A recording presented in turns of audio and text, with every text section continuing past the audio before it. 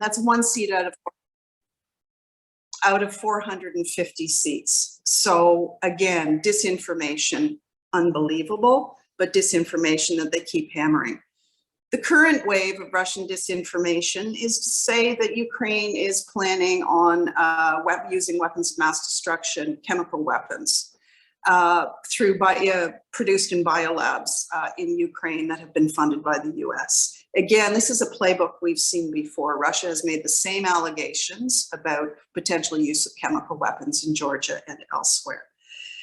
At the same time as we're seeing that ongoing disinformation war, we think that the nuclear threat right now is higher than it's been since the Cuban Missile Crisis.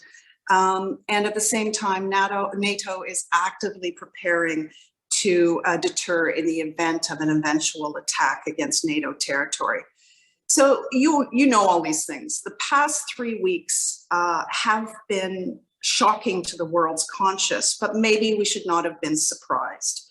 In many ways, as I said, Putin is using a playbook that he has used before, at least since 2008 in Georgia and Crimea.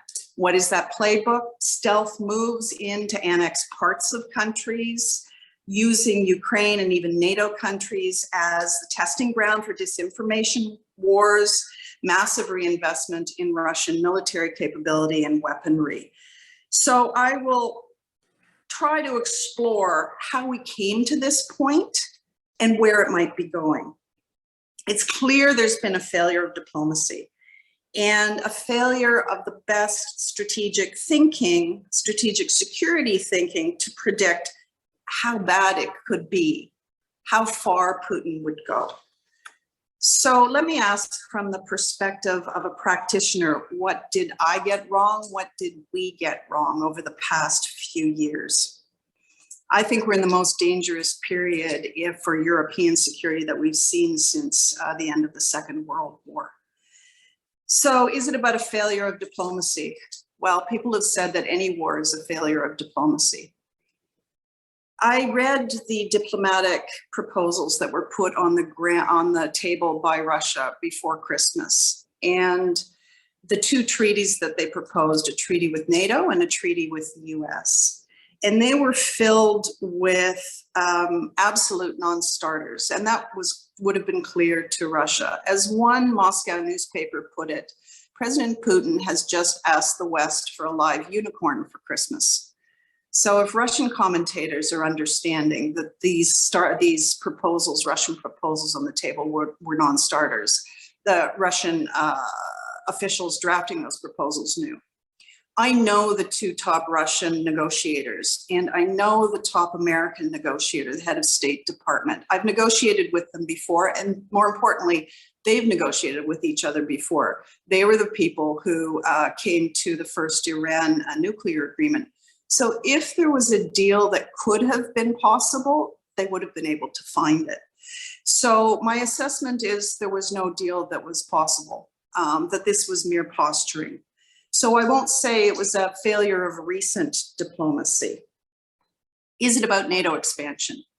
John Mearsheimer said that it was. Other commentators have, Western commentators have said that it was because of NATO expansion, and Vladimir Putin has said the same.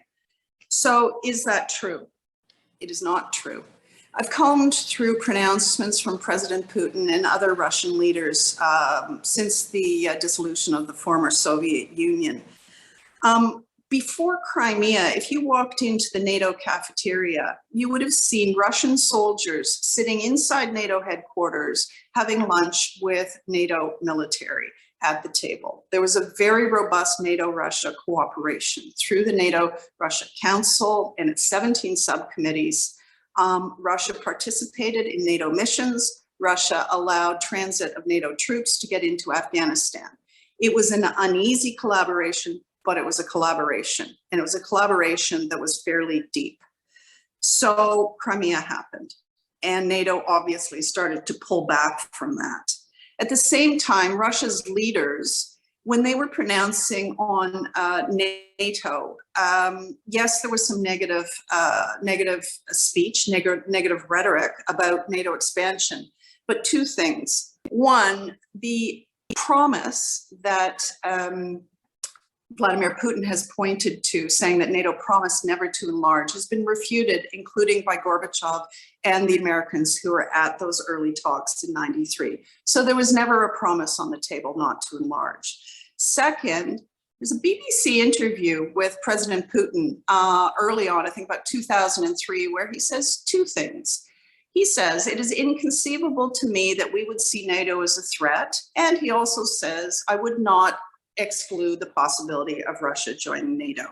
So again, this is revisionist history, I think, to talk about NATO expansion as being the cause of this. And I'm going into why this happened, because I think why it happened will help dictate how we get out of this. So third, is it about the West not reacting with sufficient force to the annexation of Crimea in 2014, or even earlier than that, to the annexation of Abkhazia and South Ossetia in 2008 in Georgia? Perhaps, but I was on the Russia file at that time, and I worked on the sanctions to move to suspend Russia from the what was then the G8, and worked closely to build consensus amongst Western allies and beyond Western allies, Japan, others, to build what at the time were fairly robust sanctions against Russia. Did they work? They did not work. And even signaling just prior to the recent Russian invasion of Ukraine, a very, very draconian package of sanctions did not work. Why did it not work? I think it didn't work because it couldn't have worked. And I think it all goes back to President Putin. I think there are three reasons why Putin moved against Ukraine now, and moved in such a massive way. First reason is democratization. Putin fears color revolutions. And the reason NATO has expanded is not because NATO reached into those states on the former Russia's periphery, former Soviet states on Russia's periphery, but because those states reached out to seek membership in NATO early on, because it was almost seen as a gateway to EU membership, but also because NATO and the EU offer a more attractive model than that is currently offered Russian citizens by the Russian president. So the worst thing for President Putin is a Ukraine with a vibrant democracy and a prosperous economy sitting right next door to him. So greater Russia for him, if that is his rationale for doing what he's doing, seeking to eradicate Ukrainian nationalism, eradicates that very attractive model where Ukraine gravitates toward the West. The second reason I think that he chose to move now in such a massive way is the perceived weakness of the West. That weakness flowed from President Trump and his cozying up, not just to President Putin, but to other autocrats. I think that weakness also flowed from a change of leadership in Europe. When we were working in 2014 to bolster NATO deterrence against Russia post-Crimea and to bolster sanctions, I'll have to say then German Chancellor Angela Merkel was absolutely instrumental in keeping EU members together. And it was that brief interregnum where we didn't yet know, and Putin didn't yet know, what Olaf Scholz would do, and Merkel wasn't there. But it was also post-Brexit. 2014 happened when the UK was still inside the EU. So post-Brexit, that strong voice to have a firm spine against Russia was no longer in the EU. So I think that President Putin saw this as a time of potential fluidity in Western leadership, potential lack of US leadership flow in Europe, European security flowing from President Trump, and he made his move. I think the third reason that Putin moved now is that he's managed to consolidate control. He's removed many of the checks and balances that would have been in place earlier in the regime, in his rule. A key reason that many of us thought that Russia might have been bluffing about a full-on invasion was that we assumed that Putin wasn't making his decisions alone. I say we, I'm not in government anymore. I left in August. So I am reconstructing this from my experience and from some conversations, but I wasn't on the inside, but I'm reconstructing it from what I know from 30 years of diplomacy. So even as late as 2014, when Putin decided to annex Crimea, the move was taken after a night of intense discussions with his inner circle in the Kremlin, after commissioning secret polls on public opinion. And there was still some semblance of a regime, albeit one in which Putin tightly controlled its reins. And there was still some semblance of President Putin at least caring about Russian public opinion. But now he is alone. He's become what's called a personalist dictator, where rivals are purged, loyalists are rewarded, there's a cult of personality, and all authority runs through the glorious leader. And these kinds of dictatorships are more erratic and dangerous to the outside world than other sorts of autocracies. They're more likely to start wars, and they're more likely to perform worse militarily because they've surrounded themselves by yes men. So where does that lead us? What next? No one knows. So I hesitate to even give a proposal about where this might all end. The best case scenario, Ukraine manages to repel the Russian forces. But how far can they repel the Russian forces? They have done an incredible job. And some are saying that it's possible, so I won't begin to pronounce. Maybe Lieutenant-General Bose might be able to do so. I'm not a military person. So best possible case scenario, somehow Russia is pushed out. Somehow the club of autocrats that has started to mark the last few years of the international order starts to fray. Somehow we can rebuild a European security order with NATO at its core, but that figures out a way to work with the Russian people, because Russia will always be part of Europe. So we may demonize President Putin, but the answer to a stable, long-term stable European security order has to somehow include the Russian people. So whatever happens in Ukraine will have an impact on NATO. So the worst case scenario is that President Putin is victorious in Ukraine. And if he manages to hold even more of the territory of Ukraine, this will make it very difficult for NATO to defend its own territory. But even if it is able to defend its own territory against any potential Russian incursion, NATO's credibility is being damaged as the war in Ukraine goes farther. Yes, legally, NATO has no obligation to move inside Ukraine, and I think it would be folly to declare war on Russia, which is what any kind of humanitarian no-fly zone, whether limited or full, would achieve. But I think it's very clear that whatever happens in Ukraine will have a negative impact on NATO. So what is NATO doing? NATO is bolstering its deterrence along its eastern flank in a very significant way. This was done post-2014, when we put 4 battle groups into the Baltic states. And I have to say, that's one of the things I am most proud of having achieved when I was NATO ambassador, to bring Canada back to semi-permanent troop presence and command in Europe by leading the battle group in Latvia.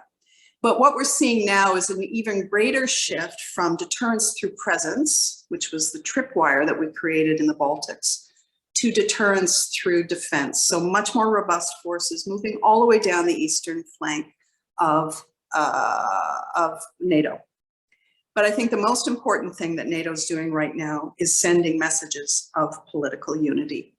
That being said, what happens next, regardless of what's happening in Ukraine, there's a very real and high risk of conventional escalation in 2 ways. As NATO pours weapons into Ukraine, the challenge is that threshold between supplying weapons to Ukraine and becoming an active party to the conflict is a very fine line. So the West is trying to thread the needle. But the challenge is, who decides if that line has been crossed? It's President Putin. He's the one deciding if we've crossed that line, the West has crossed that line. However, if the West doesn't move in now with very significant weaponry but very significant weaponry, including anti-air defenses, Ukraine could lose with a negative impact for NATO, as I said. So what happens in Ukraine matters to NATO. But at the same time, the risk of accidents along NATO borders is extremely high. And we've experienced that recently with the Russians and Turkey around the war in Syria, where an accident happened, a plane was hit, and it was a very tense period. So the risk of accidents is high. There have been new lines of communication put in, but there's a risk of being accidentally drawn into a war. So expressly drawn into a war, accidentally drawn into a war that could be in Ukraine, or it could turn into something very regional. And then finally on nuclear, the risk of nuclear, as I said earlier, of some kind of use of nuclear tactical weapons, I think is higher than it has been since the Cuban Missile Crisis. Putin put their nuclear weapons on special mode of combat duty, which was an interesting step because he's denying this is a war, except under their own nuclear doctrine, he can't move nuclear weapons to be deployed unless they're in combat duty. So he used that. Again, it's Orwellian, the use of language throughout this whole thing. So he moved them into special mode of combat duty. The good news is that the launch systems and tactical nuclear weapons are separated from each other. And if there's any move to join the two, US satellite intelligence should be able to see it and warn. That being said, any move that could break that taboo against use of tactical nuclear weapons is a terrifying one at this stage. So how does this end? We don't know, but a few prescriptions for the international community. One, the talks are ongoing between Ukraine and Russia, and I know from past practice that Ukraine should be and will be backed up by other major powers, who will be reiterating some of the Ukrainian messages as they reach out to Putin and China and others that may be able to channel messages into Putin. Hopefully he will move to that space where he understands that the cost of continuing to wage war is higher than the price. But given what I said about his mode of dictatorship, I'm not sure that point will be reached soon enough. So talks will be ongoing. And it's important to let Ukraine decide what they're willing to give up to achieve peace, because it's a very difficult position President Zelensky is in to choose how many Ukrainians will die before he gives up some of those things in Donbass or around adherence to NATO or to EU as part of Ukraine's path forward. And you've already seen him start to signal some of those things. In the medium term, the West has to think through what it wants to see happen in Russia and be extremely careful. I've heard a lot of Western leaders talking about regime change and how Putin must go. Yes, maybe. But feeding his paranoia with pronouncements from Western leaders about requiring regime change in Russia is tactically unwise, in my opinion. And if there is a change of leadership in Russia, and I'm convinced that's necessary at some point, it has to come from the Russian people. And so chipping away at disinformation inside Russia is the key, and to do it in a way where it's Russians speaking to Russians, Ukrainian people speaking to Russians, and not state seen to be fomenting revolution. But for now, the West is balanced on a knife edge, and things could turn very bad very soon and put NATO, including Canadian troops in Latvia, in a position where they may have to defend against a direct Russian incursion into NATO territory. And with that, I will hand over to Lieutenant General Bose. Thank you, Kerry. Appreciate that. And it's a great segue to get in. I'll take it down a level or two.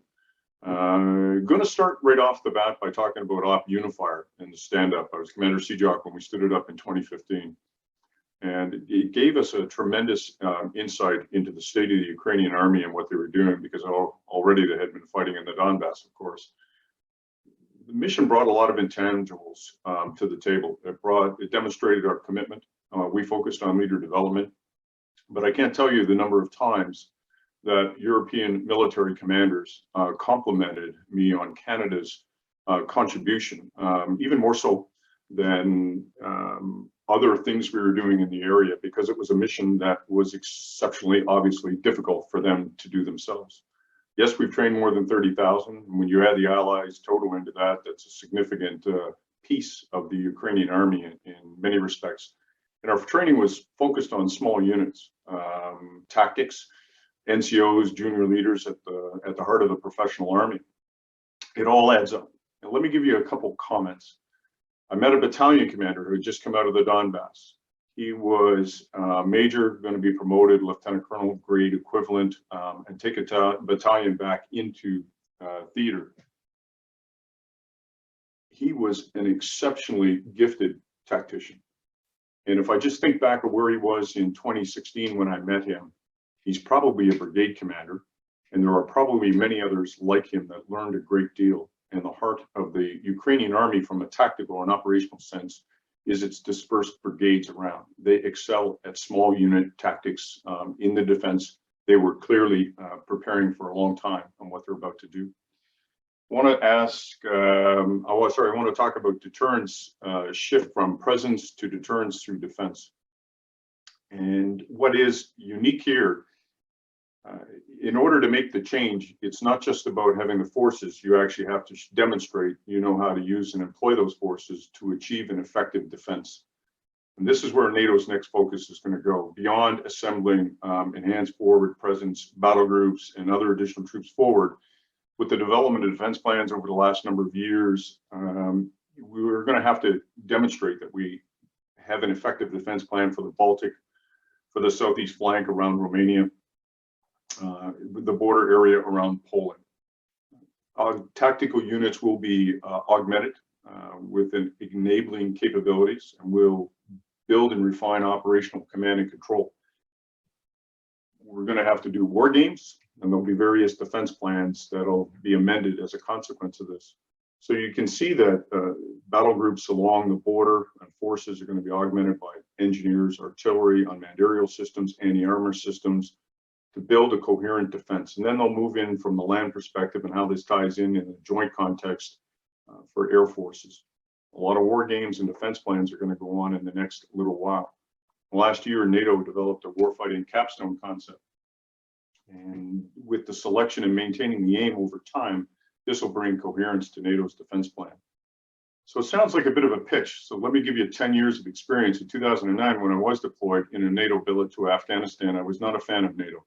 I had become to believe that NATO was no longer a warfighting entity, but things have changed dramatically. And I'm quite proud to see what has happened the last number of years. I've had the benefit of being able to walk the ground in the Baltics, along the border areas, Poland, been in Romania as well. I was in the Black Sea aboard HMCS Fredericton as well.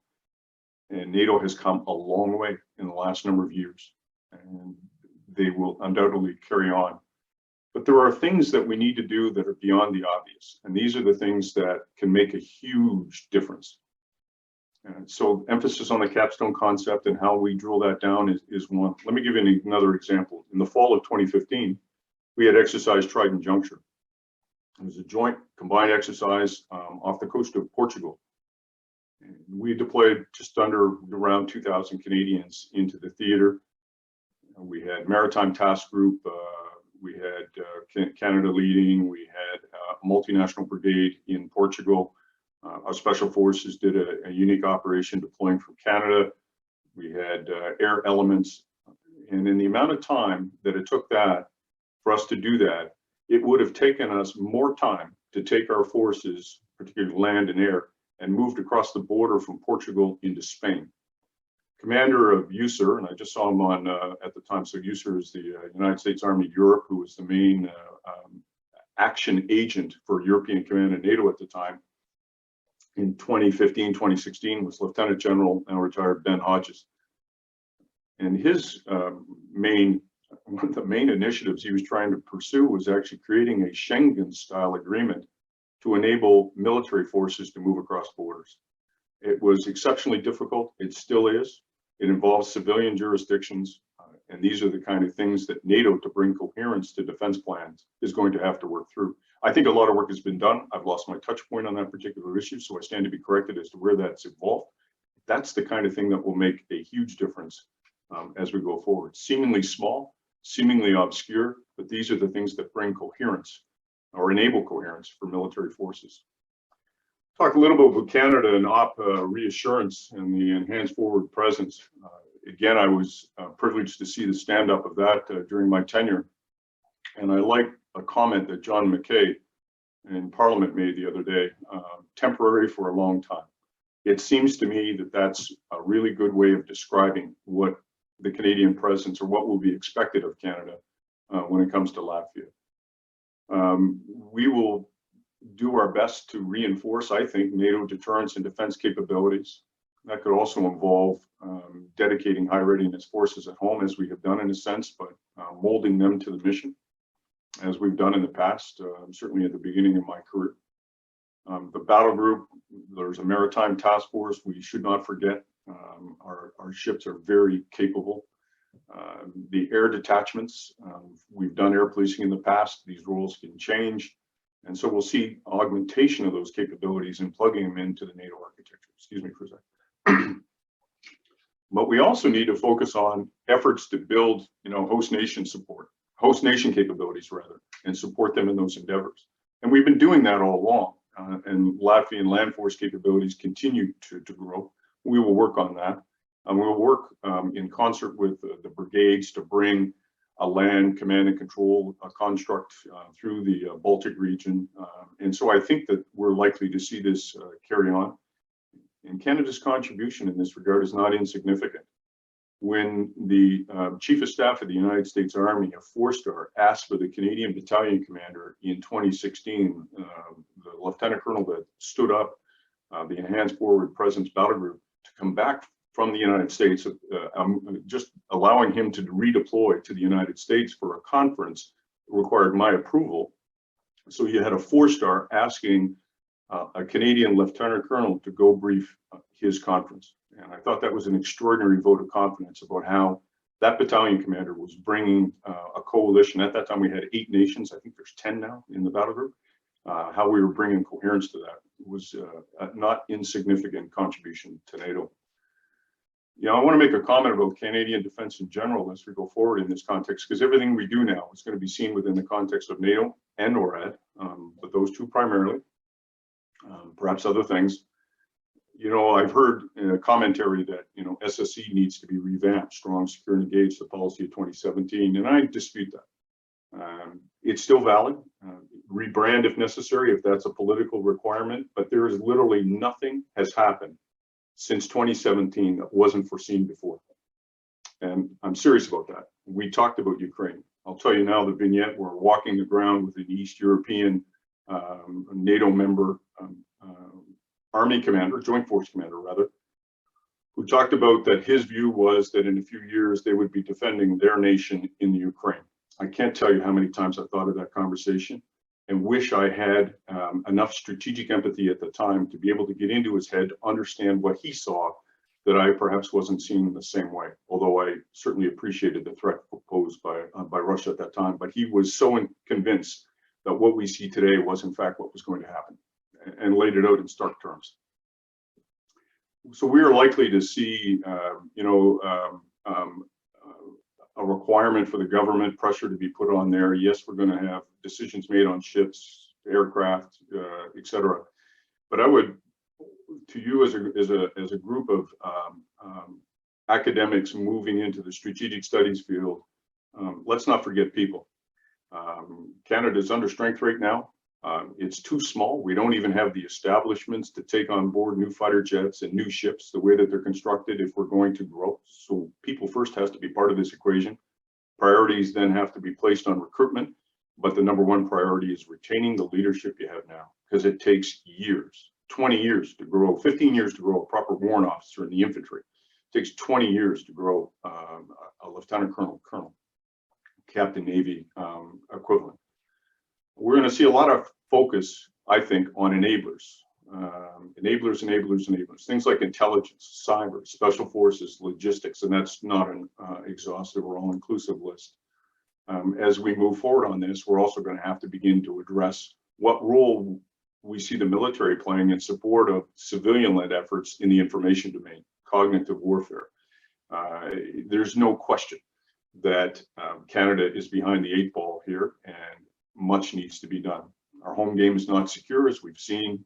Cyber, we feel, we understand that. We've seen recently how right-wing extremism gets played how information and disinformation manipulates that environment. So those are things we're going to have to work on. I want to give you some concluding thoughts, random but related entirely for strategic studies. Quantity has a quality all its own, it's said. And that is so true. But it's quality that dominates. When I hear the balance of power calculations, how many tanks Ukraine has, how many fighter jets Russia has, generals and admirals don't talk that way. We talk about the quality of systems. We would want to know how many fifth generation, what the quality of precision strike weapon systems are. It's all about maintaining that qualitative edge. That's on the capability side. Then we move into people. We would want to know, in CJOC, I asked all the time of a particular formation that was moving, how many of them had professional soldiers? How many of them had the newest equipment, and we had demonstrated that we could track the actually trained on the usage of that equipment? And those are the things that if our commentators in the early days leading up to the Ukrainian invasion, the invasion of Ukraine, had focused on, they might have tempered their comments in a way that would have revealed a greater strength to be attributed to Ukraine and greater weaknesses to be attributed to the Russian military. As academics, you can go back, there's a number of pieces out there in the last few years that focused on Russian military modernization. I got one out of the US Congressional Office that talked about some of the difficulties that Russia was known to be having. And these are things that, as we go forward, we want to focus in on. So avoid numbers in the calculation, focus on the quality of the conversation, the systems, the people, etc. Focus on that connective tissue that works between land, air, sea, space, and cyber, with the information domain all around that. Huge considerations for us. And I'm going to leave with one last little bit tied into this, because we're looking at, obviously expenditure on more equipment going forward. Defense industry will always overstate adversary capabilities for contracts. So too might general officers and admirals. Academics and experts need to play they actually play a great role for us to ensure that we buy the right capabilities for national security and national defense. If you ask me, yes, we need fighters and we need ships, but there are other things that we need that can't be lost in that shuffle. Intelligence, we need to grow our intelligence capability. We are disproportionately small relative to other members of the Five Eyes community. That includes Australia and even New Zealand. So we need to be able to grow and contribute in those areas. We need to invest in the systems that enable us to do that. And Russian military modernization I talked about, the limited defense production capability for some of the precision strike weapons, personnel. They had large conscript that we were able to track even on open source, leading towards the borders on Belarus and Ukraine, Navy, aerospace. So this is all tied into this contribution as to what we need as a military and national defense, and what capabilities we need in Canada and our NATO allies for national security. And I'm going to hold it there, save a little bit of time, give it back towards questions, because I'm sure you're chomping at the bit to get some questions back to Ambassador Buck. Kerry will be, I know, pleased to answer. And I haven't even touched some of the things, and I guess the last thing I will say, I will go there on the nuclear issue. Having started my career studying Soviet doctrine, ending my career studying Russian doctrine and strategic thought, the nuclear issue is not unthinkable. So suspend your disbelief, please. Thank you. Back to you. Thank you both for that, the presentation there. That was very insightful and very interesting to listen to. Just so to kick things off here with you guys for a question. In terms of looking a little bit forward in a couple of months, NATO's looking to release its new strategic concept. Now, obviously, in the past couple of months, there's been quite a bit of speculation for what that will all entail, what that will look like, that being a shift more towards the Pacific or building partnerships out there, or more recently, obviously, that's returned back to the conversation of deterring Russia. How do you guys see Russia's invasion of Ukraine affecting the discussions and the overall outcome of the strategic concept? Okay. Steve, maybe I'll start on this if you don't mind. Well, So we already know that the new strategic concept will have to focus a lot more on deterrence and defense, basically everything that underpins Article 5 of the NATO treaty than it might have done in the past. I hope that the three core pillars, three core tasks for NATO that have grown up over time are retained, and my guess is that they will be. What are those three core tasks? Basically, it's building partnerships, creating defense capacity well beyond NATO's boundaries. It's retaining the option of doing out-of-area crisis management operations as well, and then collective deterrence and defense. Because we've learned over time that NATO keeps having to reinvent itself because of events, because of external threats. So because today is today, don't immediately turn inward and focus only on Europe. I think that would be a mistake. So I'd like to see the strategic concept maintain that wide range of possibility for NATO and understand, because I think the long game is actually Asia Pacific, and understand that some attention needs to continue to be paid to Asia Pacific or that region through partnerships, etc. So that's where the three core tasks I think should go, but there will definitely be a focus on deterrence and defense. There has to be. Second, NATO EU. This is really key for Canada. In the period right after the Second World War, when the NATO idea was being floated, and it was first floated by Canada very early on, and we were one of the three countries that negotiated the first draft of the NATO treaty. Why did we do that? Lester Pearson said at the time that while during the Second World War, Canada had to follow the leadership of the UK and the US, it was necessary. It was, quote, inconceivable that we would do that in the post-war security architecture. So while one of the options on the table for NATO was to have a unilateral US security guarantee for Europe, Canada pushed hard for a very structured treaty with a structured secretariat behind it, with decision-making power for each and every NATO ally. We wanted to create a table where we had a voice and a veto, informing those decisions that would have an impact on our security interests. And our security and economic interests are tied to Europe, other places too, right? So it's really important, back to NATO EU, really important as the EU or Europe starts to act as Europe more in the defense and security sphere, which is a really good thing, and which they're doing now in response to Russia. It was EU that decided on channeling some of the weapons. It wasn't Europeans through NATO. Canada needs to make sure that NATO-EU cooperation retains a place for us in the formative decisions that decide what's going to happen in European security. So strategic autonomy for the EU has to mean something that links it and lashes it back very closely to NATO, and that creates space for non-EU partners like Canada to participate in European defense activities. There were two academics who wrote a really good book on NATO's history, and one of them came out a couple of days ago saying the future of Canada's contributions to NATO should be firmly and only in North American defense. I agree that there should be more on North American defense. I think there's a big gap there. There's a gap in Arctic, there's a gap in North American defense, and we got to fill that gap really soon because Russia's a neighbor in the Arctic, and who are we kidding? But at the same time, counting us out of European defense, I think doesn't help our foreign policy interests and our overall economic and security interests.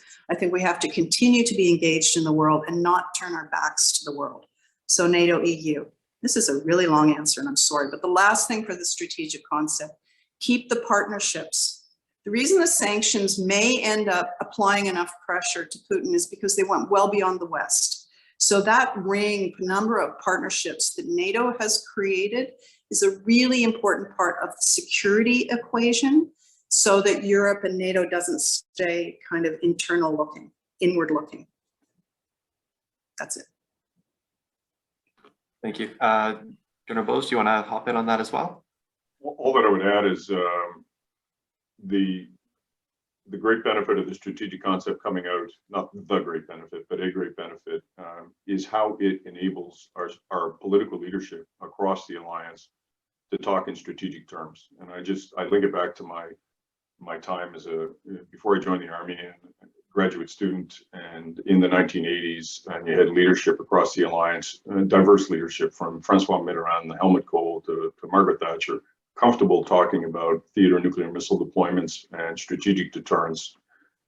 It's a comfort that we haven't seen in the last number of years because, frankly, the perceived need wasn't there, but it's going to have to move out. So it's not just sufficient for NATO to develop the plan. The leadership has to embody it. And then you walk it down, go back to an earlier comment, NATO has to demonstrate that it can fight.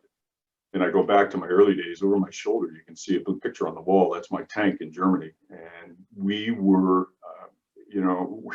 we would joke about, NATO duty of the day. But when I think back of the drills and the imposition on our lifestyle at the time, how many people were allowed to have a leave pass at a particular moment, how many hours we were giving, 2 hours at the time, from the time of alert to time we got that thing rolling down to the ammunition depot to load up. There were drills that we did that demonstrated to each other in NATO and also to our adversaries that we were very serious about our ability to fight. And that is a cornerstone underneath the concept of deterrence, is your ability to actually invoke, if necessary, the means to ensure your successful defense. So I think that's one of the secondary and third order effects of this. Thank you. Thank you.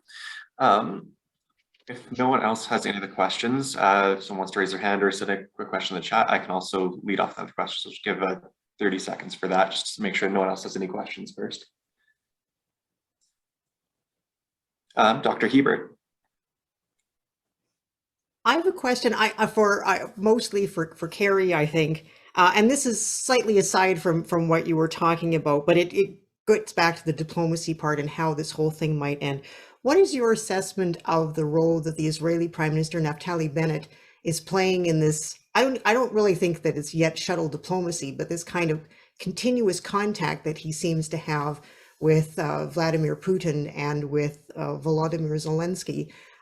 Do you think that will come to anything? I guess the story that the Prime Minister's office in Israel likes to tell is that the Israelis are well regarded in both places and that this is a more kind of organized effort. I'm not certain that that's actually the case, but I was just curious to see what you think of that effort. To be honest, without understanding what's going on behind the veil, it is pretty difficult for me to answer. My first reaction was that Israel was protecting Israeli interests and trying to play both sides. A couple of years ago, I know that Ukraine had asked for assistance to create Iron Dome, same thing that the Israelis had used against attacks from Gaza, which effectively closed the skies. And I know that the Israeli answer at the time was no. And that's unfortunate, really. Part of the reason for that answer, I'm guessing, is because of their close ties with Russia, particularly Bennett, if you look at kind of the Israeli leadership and where they sit on a spectrum. But now I think, seeing what's happened, they're not as firmly, they're still worried about their relationship with Russia, obviously, but seeking to distance themselves as well, just as China's starting to do, which is good news in terms of some potential exit strategy. It ups the pressure on President Putin. So they're definitely framing it as them, being helpful to both sides or as a conduit. It's in their interest to do so. They definitely have the relationships that might allow them to do it. But my guess is the only way that will work is if it's absolutely aligned with the US, France, and Germany as they do their bilateral diplomacy, right?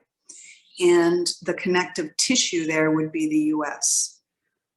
So it's possible that they're able to play that role, absolutely possible, while also meeting Israeli interests to, walk that fine line between the two, between the West and Russia. How's that for a non-answer? I don't know, but there's a lot going into it. So it could be possible that they're playing that constructive role. I think others are probably playing it a bit more. And General Bose, would you like to chime in on that one too, or should I move on to the next question from Dr. Hubert? I had to unclick there. Move on. Ambassador Buck has answered that. All right, Dr. Hubert, over to you. Thank you very much. Amazing talks. Thank you very much. Given you both have given me a lot to think about, so I very much appreciate it. Both of you have touched on a subject that I've been trying to wrestle with for some time, and this is the reemergence of a tactical nuclear war environment in which we seem to be not only just having nuclear deterrence, but nuclear deterrence and war fighting. How in Canada do we start thinking about this again? I mean, I agree with both of you that we've moved back, both from what the Russians have been doing and what the Americans have been doing in response, at least from 2016. So do we just simply say we're not involved with that? But I mean, given the northern complexity that we have, where do both of you see us going just on that particular issue? Steve, do you want to lead off? Me too. Sure. We are involved, whether we want to be or not. The moment you begin talking nuclear, it changes everything. What we've missed is that I'm a big proponent. I didn't talk about it today, but in recent briefs, and even with the staff, or the national security program at the Canadian Forces College, going back to Hans Morgenthal's concept of strategic narcissism, and then the one brought forward by Zachary Shore about 10 years ago, the historian, strategic empathy. If we employed strategic empathy to a better degree in the West, we would have been able to get in the mindset of that Polish, John Valera just revealed the country, but that Polish general I was talking with that day, who was so convinced that understanding the mindset of Putin and the regime, that they would go into Ukraine. And yet there were still many up until the last moment, and even some very learned academic and obviously published journals. I think of Gwen Dyer, who said, no, Putin's not going to do that. They're not going to go into Ukraine. But if we study the evolution of thought, and we put a great degree of effort into looking at the nature of the regime and the lengths that they're going to go and for what purposes, because it's not just Putin. There's a small circle around them, but there are individuals. Then I think that the possibility that this is going to be used is, it's a very real thing. We need to consider it. And therefore, what? Well, that's where I kind of get out on a military level. I know what that kind of means, but it really means you're now expressing something that has strategic political implications. Is that a trigger? Simply using that weapon, is that a trigger that then says we've now just embarked on World War III? Or is it simply another weapon system so long as it's confined within the borders of Ukraine? And I'm not thinking that it's the latter. I'm thinking it's closer to the former. And so we're in a different, so using that as the stage to set up, I'll turn it over to Ambassador Buck to answer the hard part. So I agree with you, Steve, that would be a quantum leap into a whole different world of international law, and a very, very bad one. I think when President Putin started to signal that he was moving his tactical nuclear weapons, actually, he wasn't so clear. He has, over the past few years, raised the specter of nuclear weapons being used irresponsibly in a way, and in a way he was crying wolf. So at the beginning, my good friend Rose Gottemoeller, who has negotiated every kind of nuclear thing between Russia and the US over the past few decades, at the beginning she said, this is just more of the same, but he's being less clear about nuclear than he has in the past. She's worried now. Fiona Hill, who knows Putin inside and out and wrote the biography on him, is worried now. I am worried now. So it's a very real possibility. So what does it mean? I think when he first started signaling that there was potential for the use of nuclear weapons, that the US approach response not to match or raise their DEFCON levels was exactly the right one. Unpredictable escalations are very dangerous. So the general doctrine for confrontations between nuclear powers: don't limit your enemy's choices. Don't push them to a choice between escalation and defeat. Keep President Putin in the space where he has to feel the weight of a decision to break the taboo against use of tactical nuclear weapons. So keep him in that space. And I think the West response has been right. But again, how unpredictable is he? And that's the challenge. What role for Canada? In the past, we've actually been one of the leading voices, like distant past, one of the leading voices in filling in and building those international norms on non-proliferation, disarmament, etc. And I still think there's a very clear role for international law here, refilling the gaps if indeed he moves to use tactical nukes. Using international law to shame and isolate, which is how international law works. It's not quite the same as domestic law. Well, you can argue that if you're a legal theorist, but I won't. So Canada's role on international law, I think, would be a pretty important one. And then we're part of the Western Club who can, join in with whatever sanctions, punishment, what have you, would ensue if he were to go and move to break that taboo. We also, and this isn't tactical nukes, but we also have to think very seriously about bolstering North American defense. People are talking about tactical nukes now and not strategic, but you have to think if somebody's going to break one taboo, you just have to think. So it's probably time not just to reinvest in NORAD and to help build some of our polar capacities. Might be interesting to think about North American missile defense again. I can add another comment to that because it's just a really interesting thread and not one that's discussed a lot. We're watching something that's on the ground now that was not expected. And I think Ukraine is actually doing better than what we give them credit for. And the reason I say this, if you look at sort of what official military circles are saying, they're being more guarded. And what strikes me, this conflict is there's a greater degree of open source intelligence than we have ever seen before. Satellite photos, there's a group of retired, I'm plugged into a couple of people that are retired and they're getting all their information from open sources. One was actually plugged into a group, how there's a group that watches tail numbers of aircraft around the world and they just all report. There's another group that was using high frequency communication to listen to Russian pilots speaking in the cockpit of their aircraft in the first wave. And so the ability for us to monitor what's going now is incredible. And the open source folks don't say that they don't back up changes in posture on the nuclear side. So that's a good thing.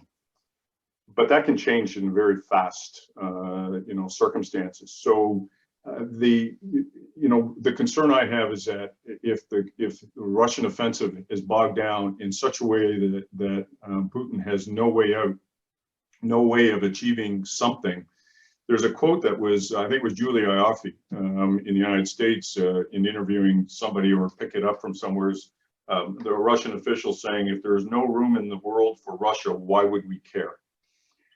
If we get to that level of dialogue through a combination of sanctions and a failed military campaign, we are creating the conditions where the probability is increasing for desperation.